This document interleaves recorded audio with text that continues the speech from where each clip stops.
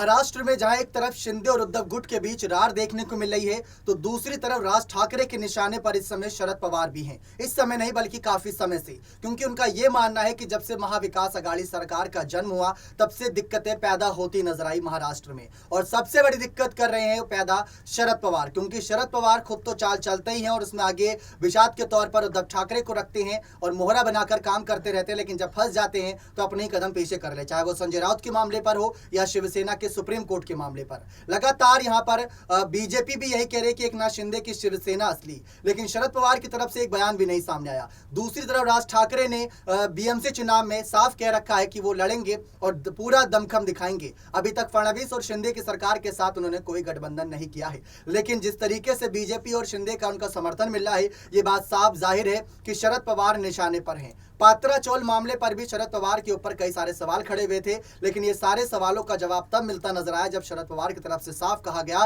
कि कार्रवाई करा लो, अगर एक भी मेरे खिलाफ सबूत मिला तो मैं जो आप कहोगे वो करता नजर आऊंगा, अगर नहीं मिला तो बीजेपी वो विधायक माफी मांगेंगे जिन्होंने मेरे खिलाफ ये आरोप लगाए थे। तो महाराष्ट्र में सत्ता परिवर्तन का खेल देखने को मिला, लेकिन सत्ता परिवर्तन करने के लिए राज ठाकरे, शरद पवार जैसे कुछ दिग्गज नेता हैं जो अब पूरी तरीके से नजरें बिछाए बैठे हैं कि शिंदे और उद्धव की लड़ाई थमे तो अपनी चाल चलते नजर आए, क्योंकि लगातार शिंदे और उद्धव के बीच जो रार हो रहा है, चर्चाएं सिर्फ और सिर्फ इन दोनों की नजर आ रही है। फडणवीस तो खुद तो डिप्टी सीएम पद पर बैठे हैं और गृह विभाग भी उनके हक में जाते नजर आए, दूसरा कैबिनेट विस्तार चर्चाओं में है। राज ठाकरे ने साफ साफ यहां पर बातें कह रखी थी बाला साहब ठाकरे के विचारों को लेकर कि शिवसेना ने जब से एनसीपी के साथ गठबंधन किया तब से बर्बाद होती नजर आई शिवसेना, और उसकी बर्बादी कारण खुद उद्धव ठाकरे बने। ये सारी बातें राज ठाकरे के कहीं ना कहीं द्वारा की गई थी और साफ बातें नजर आ रही हैं कि राज ठाकरे बहुत बड़ा ओहदा रखते हैं महाराष्ट्र के सत्ता में, लेकिन उनका निशाना भी आने वाले वक्त में बीएमसी चुनाव है। और बीएमसी चुनाव की इस लड़ाई में उनके बीच जो कोई भी आएगा वो कहीं ना कहीं राज ठाकरे के बयान का शिकार होता नजर आएगा। राज ठाकरे जो भाषणबाजी करते हैं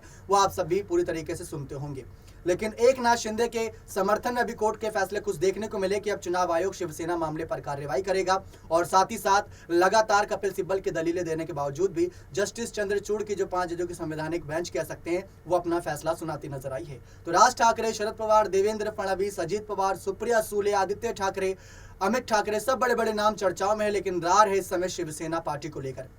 अब देखना दिलचस्प है कि इसी रार के बीच राज ठाकरे की और क्या ऐलान होते हैं, बीएमसी चुनाव को लेकर उनकी और क्या तैयारी होती है, क्योंकि अमित ठाकरे को आगे कर रखा है, क्षेत्रीय तौर पर उन्होंने अपनी पार्टी मजबूत कर रखी है। आने वाले वक्त में देखना दिलचस्प होगा कि किस तरीके से सियासी माहौल और बनते नजर आएंगे महाराष्ट्र में। बने चैनल के साथ ऐसी और तमाम बड़ी खबरों के लिए बहुत बहुत धन्यवाद।